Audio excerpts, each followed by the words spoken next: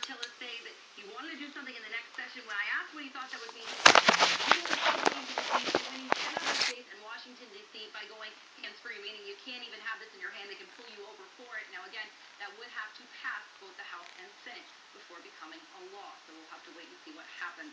We're now reporting live in South Charlotte. Diane Gallagher, News Channel 36. What's that green stuff? It's yummy avocado. A superfood. Going to be super strength?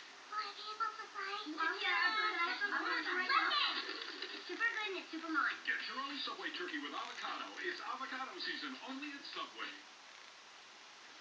A group of environmental activists is taking the EPA to court at issue the use of dispersants to mitigate oil spills.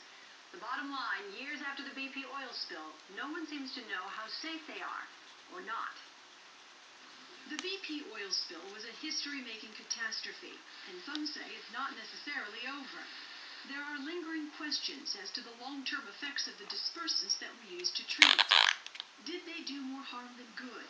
And how should they be used again if another crisis were to arise? We felt it imperative that EPA do its job and create regulations that have strong testing behind them.